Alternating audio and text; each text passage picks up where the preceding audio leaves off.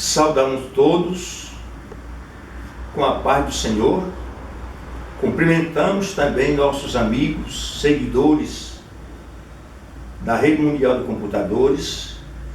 Cumprimentamos aqueles que na sua lida, no seu ir e vir, está ouvindo esta abençoadora mensagem da Palavra de Deus. Hoje vamos falar um pouco desta leitura diária que tem por título Evitando os que promovem dissensões.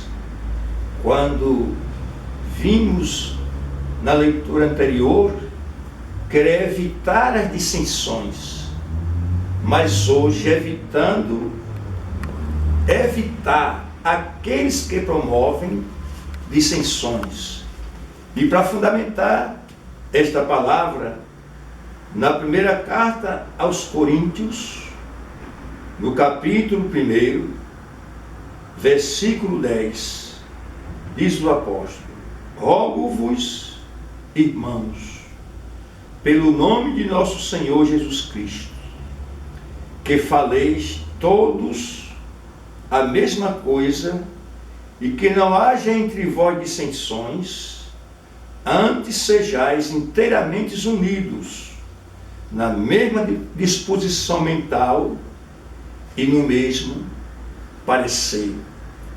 Observem o apelo do apóstolo Paulo aos crentes coríntios, uma igreja que ele fundou na sua segunda viagem missionária, junto com aqueles que caminharam com ele, inclusive o Silas, que depois se encontraram com Timóteo e se encontraram com Lucas, o médico amado.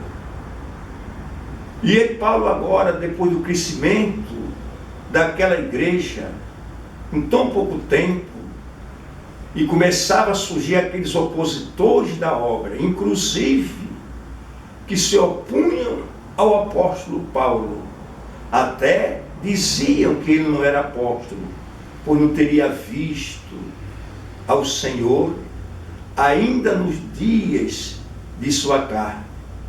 Porém, teve um longo encontro com ele depois, conforme ele narra no capítulo 15 dessa mesma carta aos Coríntios, o encontro que ele teve com Jesus lá na estrada de Damasco, e como ele foi instruído e com sua mente se abriu para compreender as escrituras hebraicas do Antigo Testamento com relação ao Messias. E agora ele dizia assim aos irmãos lá de Corinto: evite, irmãos, aqueles que promovem dissensões. Ou seja, pega essas pessoas que não querem a paz, que não querem o progresso, que não querem a concórdia, que não querem ver a obra de Deus crescer.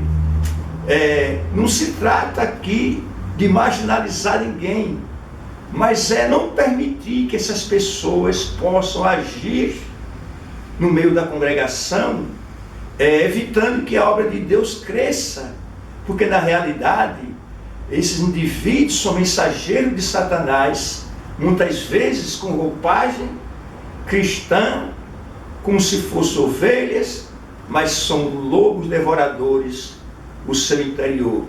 O apelo de Paulo aos crentes de Corinto era para que essas pessoas ficassem de fora e não pudessem agir conforme ele nos narra bem claro no capítulo 3 dessa mesma carta, quando ele chama aqueles irmãos, diz que não pode falar com ele como espirituais, mas sim como a carnais, pois eles ainda estavam como crianças em Cristo. E tinha dissensões, tinham grupos, e dizia: porventura nos seus carnais, parece que aqueles crentes não tinham seguido o conselho do apóstolo. de separar aqueles que promoviam as divisões e as dissensões no meio da igreja. Que o Senhor abençoe a todos em nome de Jesus.